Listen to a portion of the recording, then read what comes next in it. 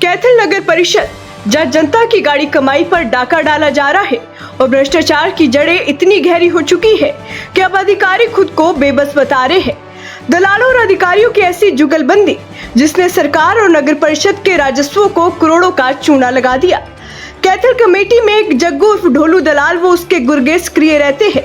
अगर कोई व्यक्ति किसी काम से परेशान नजर आता है तो उसके गुर्गे अपनी मीठी मीठी बातों में उलझाकर अपने उस्ताद जग्गू दलाल के पास ले जाते हैं।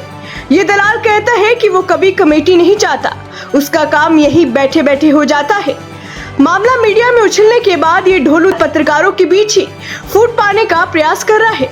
कभी किसी पत्रकार पर पैसे मांगने, वो कभी किसी पत्रकार को पैसे देने के आरोप लगा रहा है। चौंकिए मत, प्राथमिक जांच में ही भ्रष्टाचार का ऐसा खेल सामने आया है जिसने सबके होश उड़ा दिए हैं। जांच में कार्यकारी अधिकारी यानी कि ईओ की एडमिन आईडी से एक दो नहीं बल्कि पूरे 91 केसों में सीधी गड़बड़ी पकड़ी गई है। लेकिन मजाल है कि दोषियों पर कोई सख्त कार्रवाई हुई हो। कार्रवाई के नाम पर अधिकारियों ने सिर्फ एक खानापूर्ति की, ईओ की आईडी का पासवर्ड बदला और उसे सेक्रेटरी को सौंप दिया। बस हो गया इंसाफ। सूत्र बताते हैं कि ये 91 मामले तो सिर्फ एक छोटी सी झांकी है, असली फिल्म अभी बाकी है।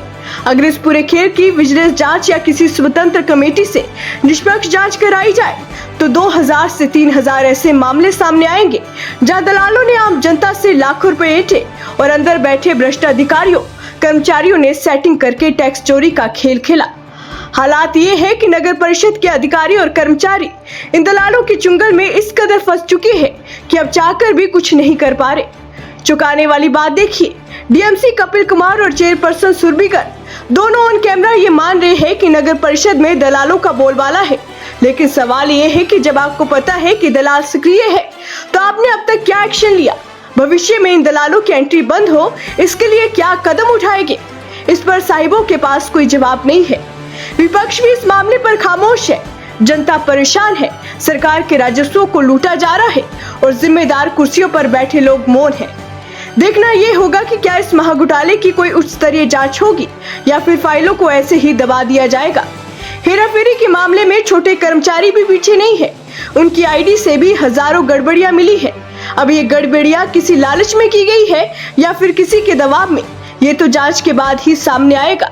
फिलहाल पूरे मामले पर चेयरपर्सन सुरभिकर, डीएमसी कपिल कुमार व ईओ संदीप सोलंकी मामले की जांच कर कार्रवाई करने की बात कह रहे हैं।